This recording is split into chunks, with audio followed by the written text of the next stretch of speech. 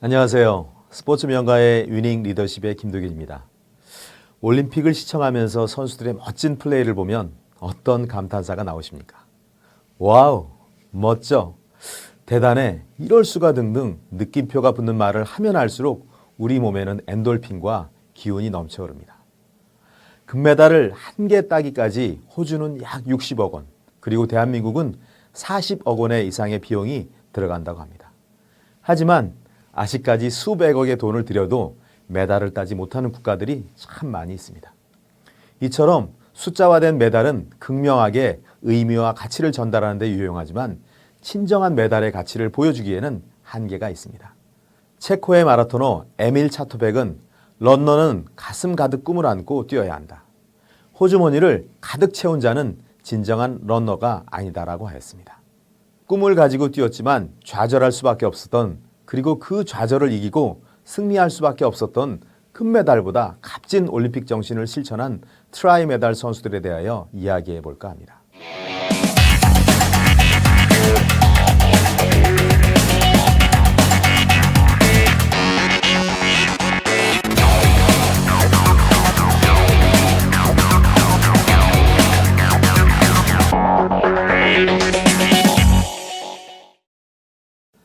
반디롤레이 리마는 2004년 아테네 올림픽 마라톤에서 36km 지점까지 선두를 달리다가 지구의 종말이 온다고 외치며 갑자기 도로로 뛰어든 아일랜드인 종말론자에게 붙잡혀서 잠시 연도로 끌려나가 도저히 상상할 수 없는 사고를 겪었습니다.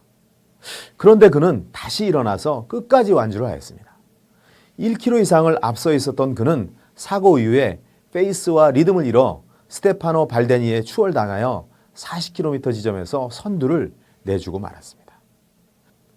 결승점인 아테네 파나이코 스타디움 주류에 들어선 그는 지그재그로 달리면서 관중들에게 손을 흔들고 키스를 보내는 등 특이한 세레머니로 3위로 결승점을 통과하게 되었습니다.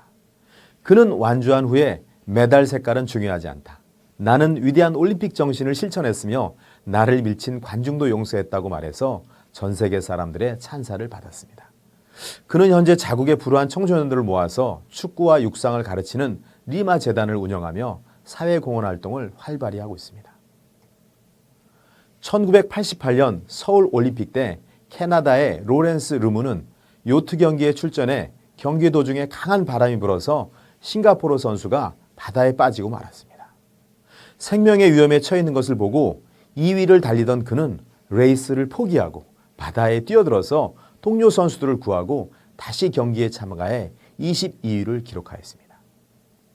2012년 런던 올림픽에서 황색탄환 유상 선수는 육상 남자 110m 허들 예선에서 첫 번째 허들을 넘다가 당한 부상 때문에 오른발을 쓸 수 없는 상태였지만 왼발만을 사용해서 나홀로 끝까지 결승선을 통과해 벅찬 감동을 사람들에게 선사했습니다. 이때 발라스 바지라는 선수는 이 다친 유상 선수와 결승전이 통과하기를 기다렸다가 휠체어로 안내를 하며 그가 발휘한 스포츠맨십 역시 많은 사람들의 큰 박수를 받았습니다. 기록으로 평가하는 메달이 아닌 위대한 숭고한 올림픽 정신을 발휘한 트라이 메달 수상자들을 통해 우리는 무엇을 배울 수가 있을까요? 첫째는 승리 지상주의의 탈피입니다. 메달의 색깔보다 더 중요한 것은 타인을 배려하는 것, 자신을 극복하는 모습이 보여지는 순간에 있습니다. 사람들에게 감동을 주는 것은 성적 지상주의를 벗어나서 마지막 순간까지 포기하지 않는 열정일 것입니다. 둘째는 경쟁 상대에 대한 배려입니다.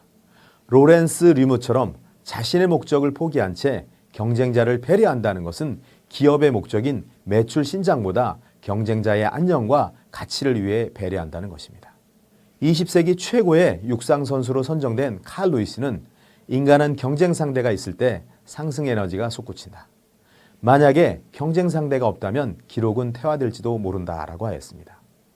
결국 경쟁자가 있어야만 새로운 신기록을 만들어내고 신화를 만들어낼 수가 있기 때문에 기업은 경쟁자에 대한 상생의 배려가 필요한 것입니다. 세 번째는 마음을 비우는 겸손함입니다. 리마처럼 마지막 순간 자신도 즐기고 관중도 즐길 수 있도록 만든다는 것은 결과가 아닌 과정에 대한 자신감에서 나오는 것이라고 할 수가 있습니다. 리마는 비운의 순간을 상대의 탓이 아닌 자신의 탓으로 돌리고 마음을 비운 겸손한 질주를 통해서 전 세계인들의 찬사를 받을 수 있었습니다. 근대 올림픽의 창시자인 쿠베르탱은 스포츠로 세계 평화를 이룰 수 있다며 올림픽 정신을 강조한 바 있습니다. 올림픽 헌장 역시 스포츠가 우애와 연대와 페어플레이 정신에 기반한 상호 이해를 돕는다고 말합니다. 2016년 리우 올림픽의 사상 최초로 남미팀이 구성되었습니다. 10명의 선수들은 기자회견을 통해서 우리를 끝으로 남미팀이 더는 나오지 않았으면 좋겠다라고 밝히면서 전 세계를 향한 강력한 이러한 평화의 메시지를 보냈습니다. 케냐 육상 선수 출신인 난민팀 선수단장 데칼라 로르페는 다음과 같은 말을 남겼습니다. 스포츠는 사람들에게 현명함과 용기를 줬습니다. 그들은 이를 바탕으로 희망을 잃지 않기 위해 싸우는 법을 배웠습니다. 이들이 보여줄 스포츠 정신에 세계의 이목이 집중되고 있습니다. 메달의 색과 기록이 아닌 올림픽 정신의 시각으로 경기를 보는 것이 어떨까요? 감사합니다.